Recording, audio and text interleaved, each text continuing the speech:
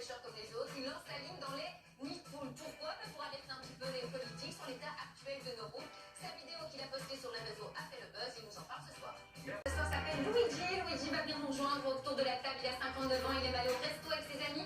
C'est un vrai passionné de moto et de voitures de sport. Il roule actuellement en Ford Mustang. Il pèse dans les nids de poules pour interpeller les politiques sur l'état des routes. C'est lui qui lance l'alerte ce soir. Bon, ben c'est le roi des nids de poules qu'on accueille ce soir. Situons-vous sur la carte de Belgique. On est du côté de Wandre, c'est là que vous habitez, et vous allez régulièrement du côté de Herstal. Plus précisément, vous passez par cette rue-là, rue de Hervé. Et à un moment donné, vous en avez eu marre des nids de poules, et vous avez sorti cette vidéo absolument incroyable. On vous voit en tenue de pêcheur. C'est incroyable, cette vidéo a fait le tour des réseaux sociaux. Vous avez organisé une pêche dans les nids de poules. Vous vous attendiez à ce que cette vidéo ait un tel retentissement? Non, pas du tout. On cherchait quelqu'un pour faire bouger quelque chose. Je me suis porté volontaire à ras-le-bol de tout le monde et voilà, nous sommes arrivés là. Maintenant que ça buzz comme ça, 135 000 vues, 2000 partages, non, pas du tout. Et pour bouger, ça a bien bougé, puisque figurez-vous que le lendemain de la vidéo, à 8h15 du matin, les ouvriers communaux étaient là pour reboucher le nid de poule.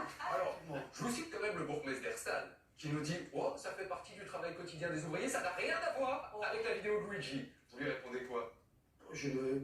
Spécialement, je n'ai pas répondu à lui. Bon, ce qui se passe, c'est qu'il faut ça tous les 2 mois et maintenant il repasse tous les 2 jours pour emboucher le trou.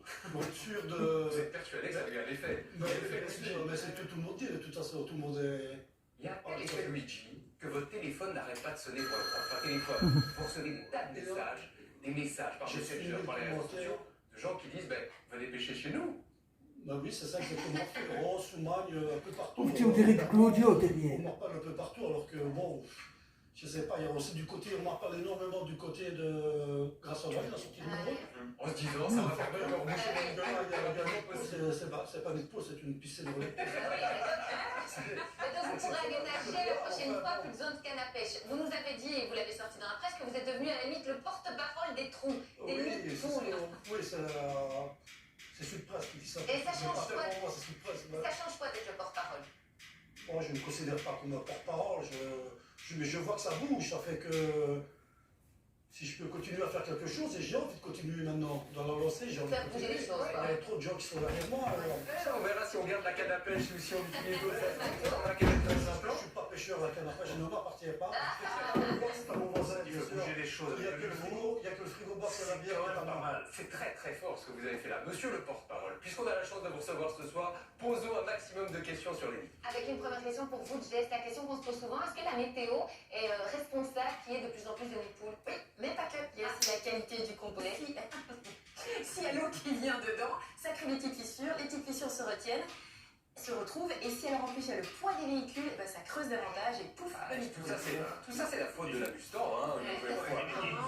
Il neige plus dans le sud que dans le nord du pays. On va regarder avec Raph s'il y a une obligation ou pas de réparer ces nids. C'est les régions et les communes qui sont responsables de l'entretien, de la sécurité et de la signalisation des routes. Donc oui, il y a une obligation quand même au niveau de la sécurité de réparer le plus vite possible les nids de poules, en tout cas de les signaler dans un premier temps. Genre, on a abîmé sa voiture avec un nid de poule. Comment on peut prouver que c'est le nid de poule qui a abîmé la voiture? Alors c'est très compliqué, mais c'est pas impossible. Il faut un dommage, ça paraît évident, mais surtout constituer un dossier circonstancié au maximum. Ça veut dire qu'il faut faire tout de suite des photos, avoir des témoins, pas arriver 2 jours après chez l'assurance. Vous savez, l'autre jour, votre arrivé, non.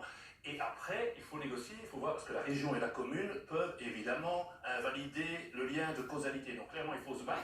Et le spécialiste que j'ai eu au téléphone m'a dit, un dossier sur 2 peut aboutir.